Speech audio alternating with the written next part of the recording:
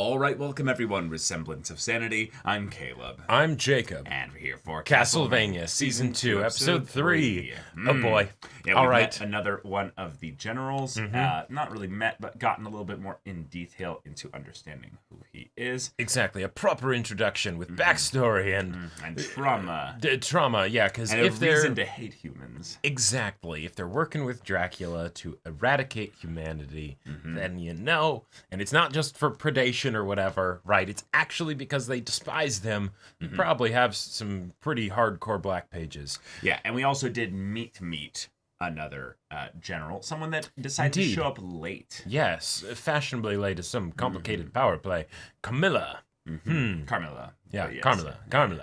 Yes, like she's like caramel, but you know, like the scuffed way to say it. Just yeah, caramel. Caramel, not caramel. Oh, I don't know. I always thought that the caramel was like sounded too pretentious. But yeah, you're like of the like bougie kind of style. Exactly, to talk like that. Caramel. How dare you? Like because first off, like I think that's what makes me like Godbrand so much. You know, it's just like the regular Caramel. simple dude. It's like but caramel.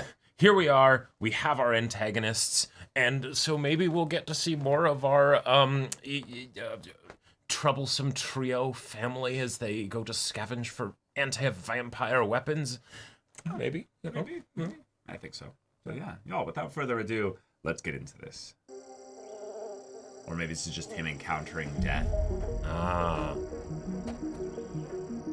Yeah, and it's an animal, so... Oh, doggy.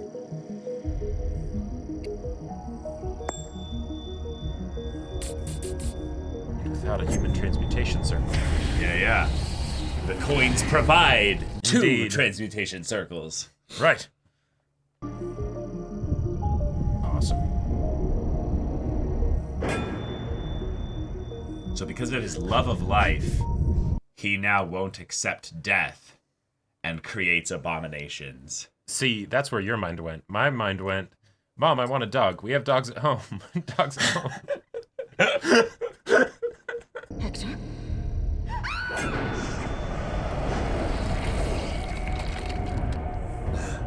Okay, well, now I guess we have a bit more of an explanation for why they were like, holy shit.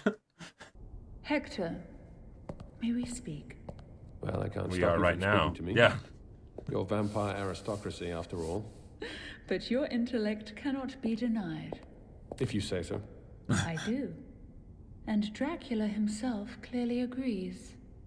He listens to you. As much as he does to Isaac. Which is, frankly, not much. I believe you are actually worried about Dracula. I am. It's not like him to be indecisive. There are things we can do that don't require his decisions. Oh, I doubt that. There are. It means nothing to the war effort if we sent a group to the Belmont home to begin a search for their hold. All right. That is logical. I agree to that. But Dracula must approve the dispensation of troops. We talked for hours. After his wife died, he came to me. Oh, of course he would. Of Yeah, course he would. yeah. Wow.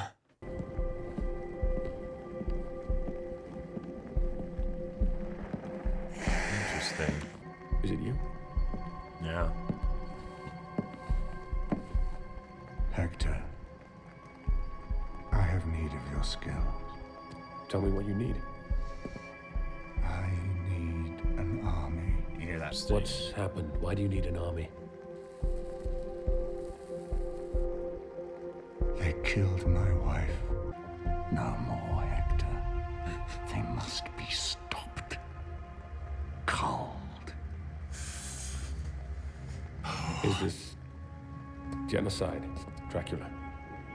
Would that concern you? And like any animal, I think the world would be poorer with their extinction. Damn. Interesting. I would just Okay, see to it cool. that they couldn't harm anyone else. All right. Then that is how it shall be. If humans became livestock, I would have no concern over that. If conditions were, Humane. I would say merciful. Yeah. Oh, yes. I can promise A merciful end to the human plague, Hector. Jeez. Will Okay. you join me? Yes. Wow. All Just right. like that. Cool. The He was blood. enjoying Wow. Only a year ago. It was my understanding that when a Forge Master reanimates a thing, it has total loyalty to the Forge Master and his goals.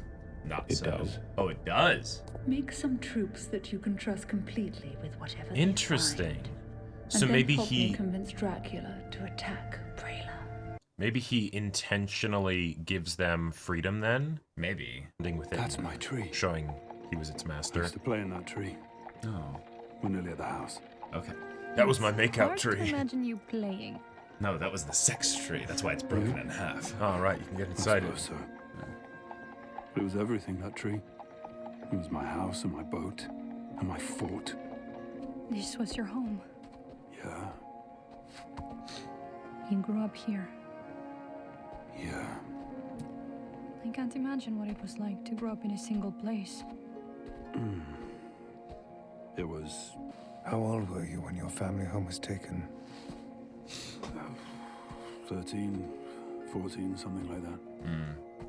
You've been on your own since you were 13? Maybe 12. Who remembers that Yeah. sort of thing? Wow. 12. Is there a point to these questions? I mean, I'm that is disturbed kind to of the find important that I had question. more of a childhood than you did. And your dad's fucking Dracula. Yeah. His Yeah. smile. Yeah. Your hidden entrance looks like a hearthstone. Uh-oh. Uh-oh. Just help me clear it. Right. I was waiting for that. Mm-hmm. Congratulations. You've just discovered a big piece of stone. It's the door. Do we lift it or? No, he lifts it. Oh, he has to actually try. Well, my family got it up somehow.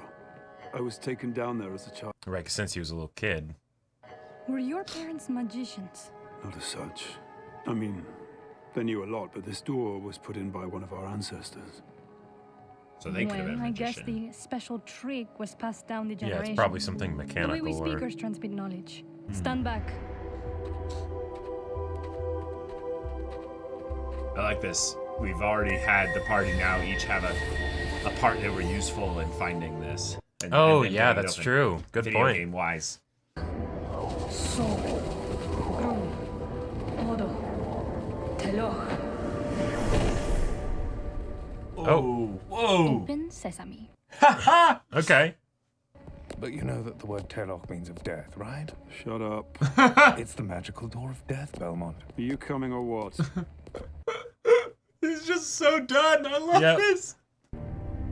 Yeah. Belmont isn't even a Wallachian name. That just dawned on me. No. The family's originally from the Kingdom of France, Okay. but we moved out of there a few hundred Yeah, years the ago. mall. All the dark things moved into the east. I think it was a Leon Belmont who entered the region first.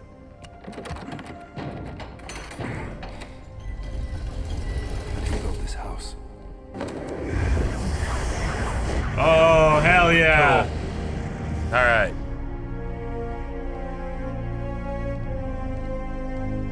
Well, we're going to spend the rest of the season in here. Watch. No, it's like there's actually been a bunch of Belmonts that have just been staying down here. The memory of my family. All that's left of us. Your ancestors were apparently mentally ill hoarders. I fully expect to find family cats mummified under some of these shelves. Unless your family preferred to eat them. It's the work of generations. An archive of everything we've found and learned since the days of Leon Belmont. I certainly hope you closed the door after you came in. It's all here. She's actually reading You're right. the place, the books. The This place is full of quite books. amazing. Right. May I speak to you? Yes. Always Godbrand. Approach, Godbrand. If you kill all the humans, what are we gonna eat? What? It's very simple, Dracula. If you kill all the humans, where does the continuing supply of human blood come from? I allow you to go on feeding raids when we change location. I have blood stored in cold canisters. There are animals in the lower levels. You won't go hungry, Godbrand. You'll be taken care of, Godbrand. So much. Yes, of course, right. Except, what if we're not? What if you just want to kill all the humans and you don't leave us enough to keep in camps to feed from? I will not be questioned by you. I have told you how it will be. Little vampire. Little parasite. Little boot weevil who delights in making noise and pretending he is important and dangerous. Are you going to continue questioning me? No. Then why are you still here, making your little noises? Get out before I slit you up the middle and bite out your heart. I'll tell you another thing. I still wouldn't want to try him in a straight fight, but I have a strong suspicion he hasn't fed in a while. Why would Dracula, of all people, go without blood? Interesting. Because this isn't a war, Carmilla. It's a suicide. His wife's dead and he wants to join her. And he wants to take all of us with him. Godbrand, wait! I'm not gonna fuck you, Carmilla! I'm too pissed off! You stupid bastard!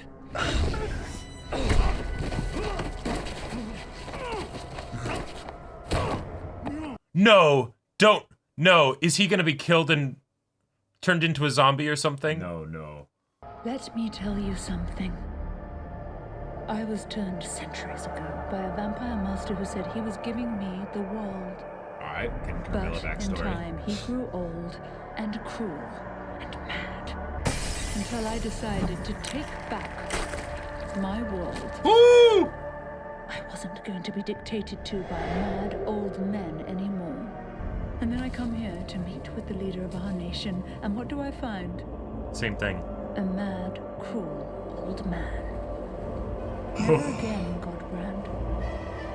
Never again. Never Yeah, again. yeah, you gotta repeat All right. it.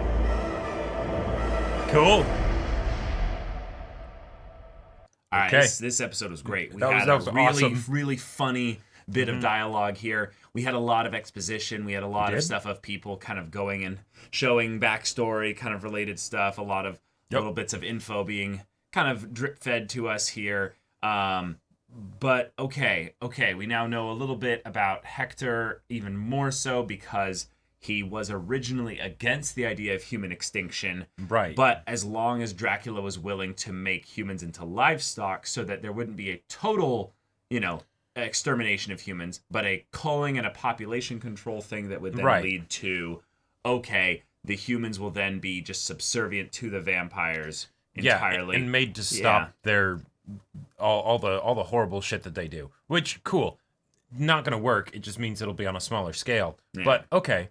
But that is not what Dracula wants to do. No, that is not what he wants to do. And I love how he's been yeah. You're right. He just wants it to be over. Mm-hmm. And it makes sense because that is kind of the natural extension of wait, if we kill all the humans, what happens to the vampires? Mm-hmm. Yeah, interesting. Godbrand, you've got a good head on your shoulders. Keep thinking, keep doing that stuff. Just don't ask Dracula about that shit anymore. Well, right. Mm-hmm. Yeah. Yeah, that was really something. House divided. At this point, we already know how the vampires are going to lose now. They're not going to lose to the three intrepid trio, of stupid, bumblefucks. They're going to get there and just see a civil war, and they're going to be like, well, shit. Perfect, That was easy. Right. Dracula's just going to walk in and be like, so, Dad, was it worth it? Yeah. I think Dracula will be, the only one that survives a civil war, really. Carmilla's a decent threat, but she seems to be more intelligent than, thinking about actually directly confronting Dracula. Right. And one of the things that I love that this episode set up is that, yes, the vampires could be turned against Dracula. Even some of Dracula's human generals could be turned against him. But the thing is that they all have very different kind of motivations. And while Dracula doing something that will cause them to potentially go extinct, or at the very least have the shits for the rest of their life because they're needing to survive off of pig's blood, which I love. every word out of Godbrand's mouth. I'm just like, yes, I love you. You are fantastic. Yeah. You are wonderful. Please somehow, I don't know how, join the main or just crew. Don't get stormtroopered right. by like yes. Darth Vader. I was very worried at multiple moments in this episode that he was just gonna be fucking killed. Like, but all right, okay, cool. We found the Belmont Vault. Yep. Cool. We have a little bit more information about the Belmonts in that they were studiers or students of an ancient language from an ancient civilization, potentially. Right. Okay, very, very interesting. Yeah. So black magic might now have a mechanic by which that it connects back potentially even to what Dracula is using. Sure. So we're getting some very subtle world building here, which I very much like. And I love could that connect the Belmont's origins with Dracula. Yes, definitely. But also I love the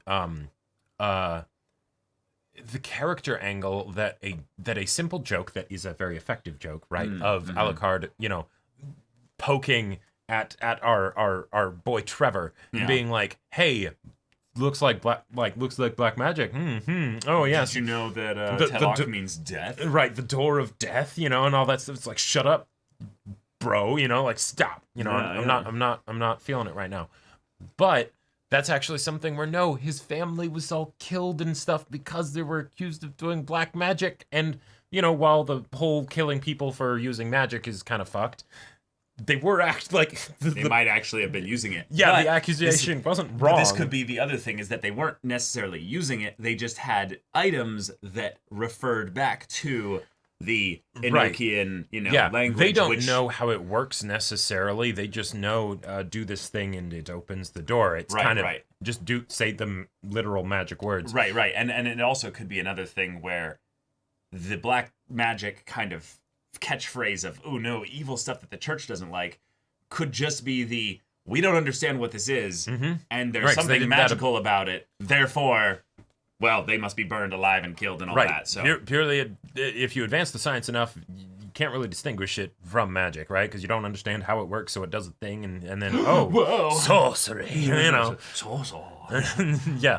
So okay, but now we're in a situation where, like, as the story continues to progress, I'm feeling less and less that it's actually going to be about the vampire hunting adventurers, because we now have... We're still in the beginning of the season. We're still in the beginning of the season, for sure, right? And beginning of the show, by a long stretch. Yeah, long shot, yeah. But we are getting a lot of motivations, and not just like general motivations of like, oh, this guy burned his parents because they hated him. Right. So therefore he's okay with killing all of humans, right? Okay, cool. Right? That's a simple, straightforward, strong character motivation of just like, all right, there you go. But it doesn't necessarily have nuance.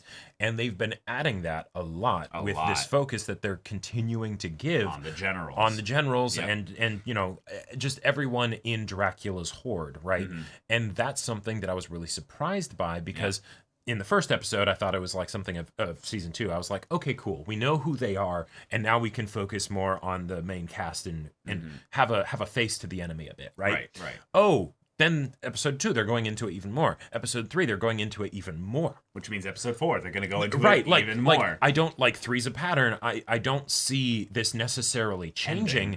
And I gotta say, I do not mind that. I like it a lot. I like it a lot because like most of the time I would potentially get like kind of like, oh no, but I like the main characters of the story. Don't necessarily turn it into something else that I didn't realize this story was going to be early on, right? Yeah, I think the main thing also is that this is a change in pacing from season 1 to season 2. Season 2 has dramatically slowed down the pace because there's a lot of exposition we're getting. Right. That's okay for the most part, because a lot of it is basically just character backstory. And it's kind of the thing of where, okay, we're being told this. The characters in the story aren't being really told this. Some of it is. Yeah. Because we have humans working with the vampires, which is new. And also they're reminding us that while their backstories could take them to when they were much younger, their employ with Dracula is new. They are not a, pre-Lisa...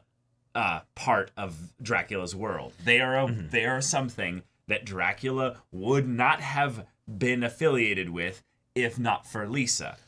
which is a cool little detail to remind us that Lisa changed him. Right. And while we can see that, yes, he is weaker, and the vampires can see he hasn't fed in a while, that has nothing to do with these decisions. These decisions came about because of a personality change through Lisa. And even though he's reverted to a lot of his older tendencies, you know, of like, well, okay, they killed her, so now I'm going to... All right, humans, I don't really care about them anymore. He is not the same Dracula that he used to be. He just isn't. Yeah. And that sounds like a very fun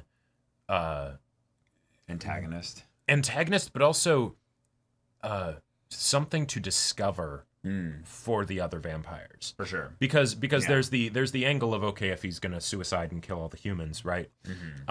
Then what do we eat, right? He'll kill us too. That is also a very strong but simple way for them to be turned against him. But if then the nuance comes in, maybe of them being like, no, some of them actually really believed in Dracula. Maybe they looked up to Dracula, and now it's like, Hector and Isaac, oh shit. Well, he's just sort of a broken old man.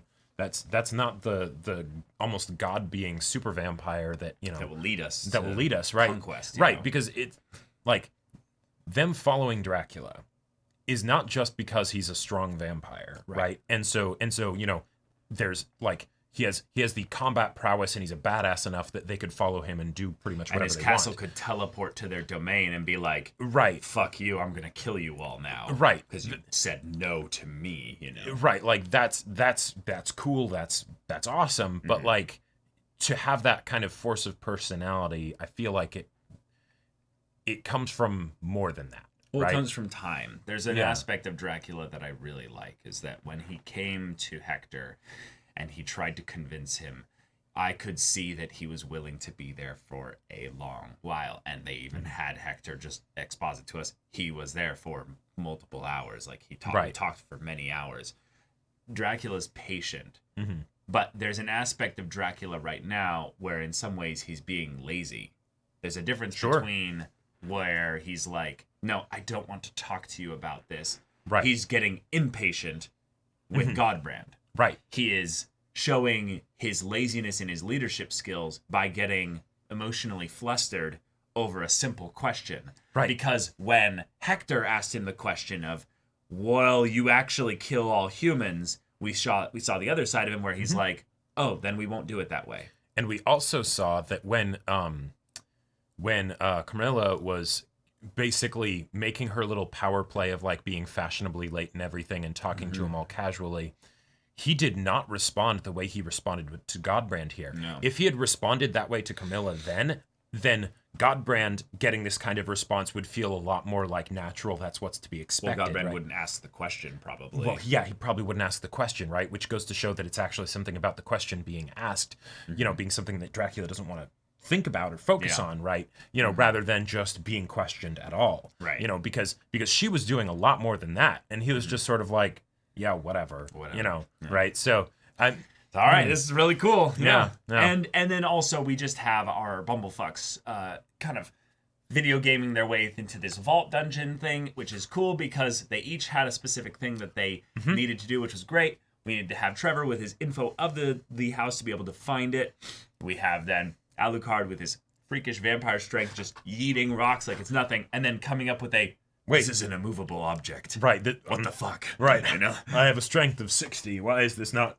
Right. DM, I'm rolling with advantage, right? It's like, yes, you can. What's the DC? I'm not telling you. 42. It doesn't work. Wait, what are you talking about? Yeah.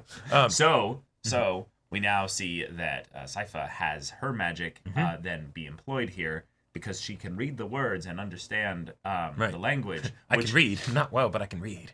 Which means that, you know, while Alucard understood the word, he didn't know it was here until she said it out loud. So it's another little detail of showing their different skills and the ways they cross over. Trevor is strong. Alucard is stronger.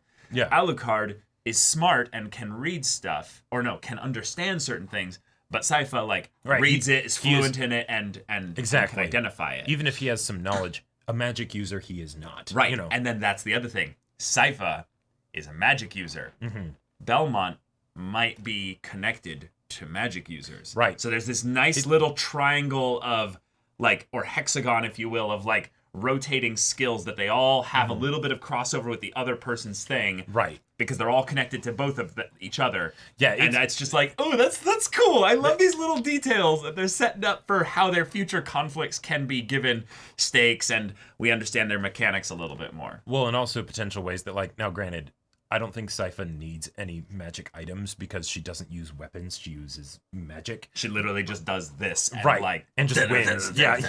You know. Right. But, you know, maybe even she could find something in the Belmont place. I like how they're sort of incorporating ways to be like, okay, these are video game characters. They will find their upgraded items to be able to do the RPG thing better, you know, and all that.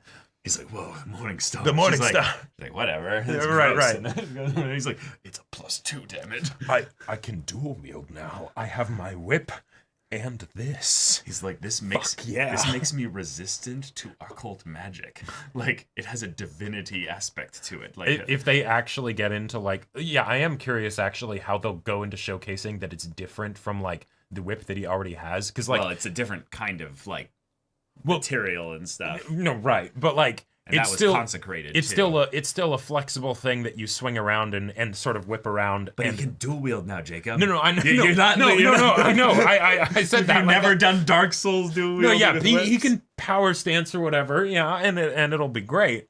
But it'll be fucking awesome. No, yeah, PvP whips builds are like nutty. Visually, it will be glorious. What I'm curious is if they're going to say, like, because with the whip they said like, oh, it's consecrated, so it will still do damage to like vampires and things like that. Right? It does like additional damage. Right. How do you show that like, no, this is better? Like, I think it's very simple. It's literally metal versus the leather one or the animal hide one. So it's going to literally hit harder.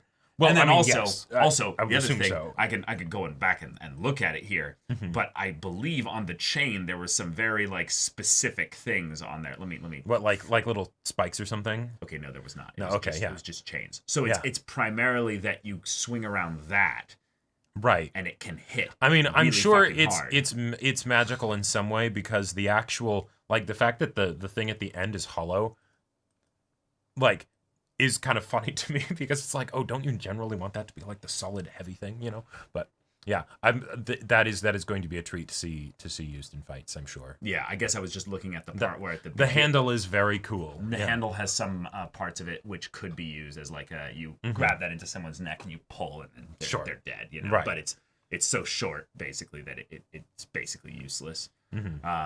But yeah, the main characters, because they're in a situation where it's we need to travel, we need to level up, we need to do all this stuff, it's something where the story doesn't need to focus on them too much, right? There's not a lot of conflict necessarily happening. Conflict's coming here. Conflict's coming, right? And hopefully they close the door. But, you know, other than that, we can focus on the antagonists and it doesn't detract from their story. But, yeah. All right. Y'all, thank you so much for watching this episode's reaction and discussion. If you want to see the next episode's reaction and discussion right now, though, go check out the link in the description below for our Patreon. You can get an early access there. You can watch full-length timer reactions there, and all this comes with Discord access, so you can chat with us in the community there about this show, about anime in general, and also be sure to check out our Twitch channel. We stream every weekday. The info's in the description. Yeah, so if any of that interests you, we'll see you there. But until then, we're Semblance of Sanity. I'm Caleb. I'm Jacob. And we'll see you all next time.